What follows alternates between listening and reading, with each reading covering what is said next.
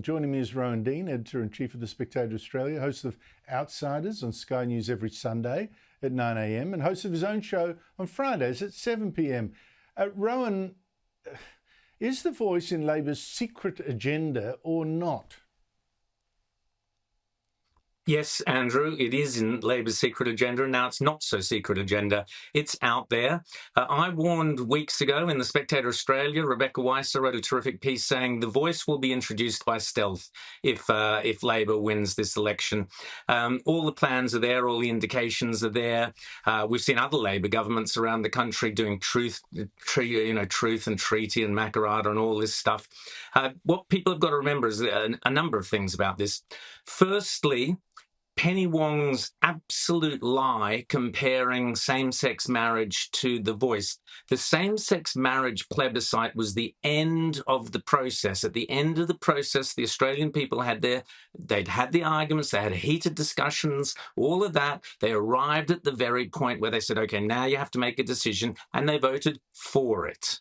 They did the same process with the Voice, went through all the arguments, heated, families torn apart, friendships lost, all of that stuff, got to the end of the process and voted against the Voice. By all democratic means, by all ethics, by all morals, the Voice should be dead and buried like a Norwegian blue parrot. It should be gone.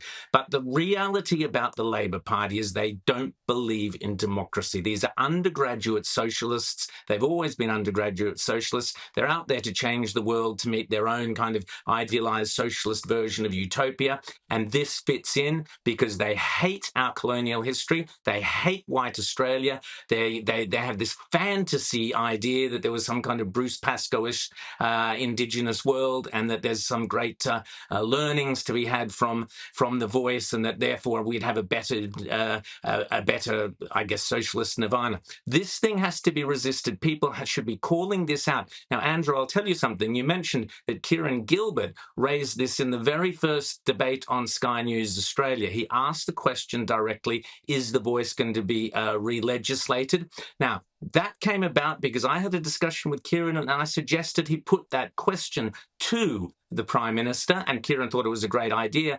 Prior to that, Andrew, I sent a message to the Liberal Party, to Peter Dutton, and I said, listen, the Voice is the way you win this election. You've won it once, 60-40. You won it by being strong, by going in and fighting the case. Guess what? The Voice is back. Labor will bring back the Voice.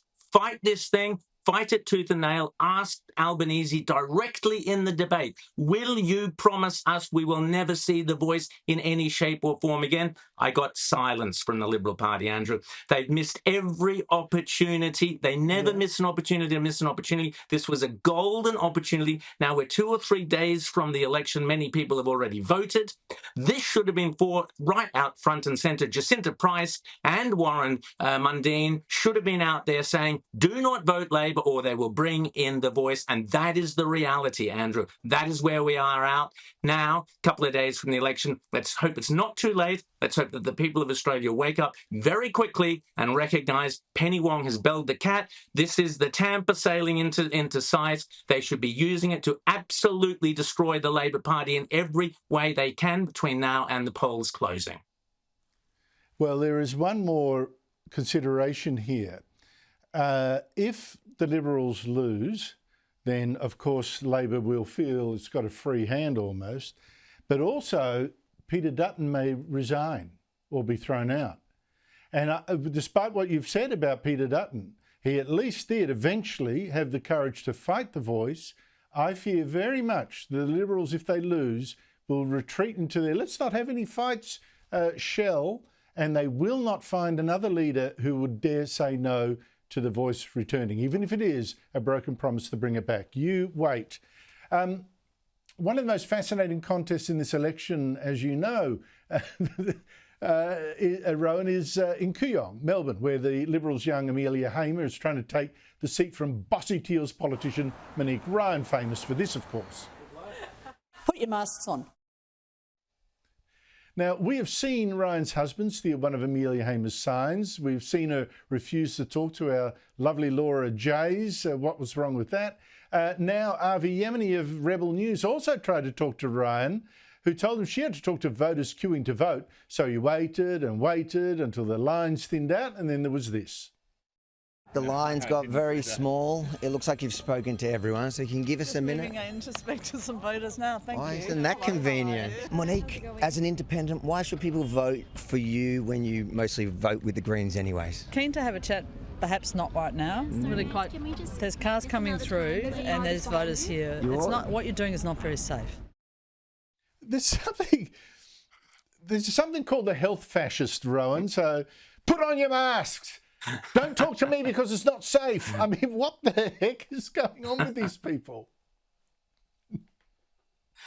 The teals are the biggest joke in Australian politics. Every single one of those teals should be turfed out. Anyone who's voting for them is either not very bright or has no problem whatsoever with the complete sort of authoritarian humbug and hypocrisy about saying we're the party of integrity, we're the mob who are going to bring back, feminine values and compassionate climate values back to Parliament against the mean, aggressive people who run the Parliament.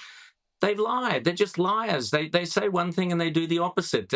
We've seen all sorts of examples during this campaign of how the teals are worse than the other political parties at trickery and skullduggery. And the reality is... I might have to correct you. Andrew, yep. I might have to correct you. You keep calling them the teals. Maybe we should keep calling them the scolds. I mean, what a scold! The scolds, yes. Can I just quickly get your verdict here? Is scold? We'll let it through. Blame me, Andrew. Just blame me. That's all right. It was Rowan what made me do it. Okay, Rowan, it's just... But... Yes. Nope, okay, I'll end there. Rowan Dean, I'm sorry about the delay, killed us there. You were going to say something great. We'll have to leave it for next week. Thank you very much.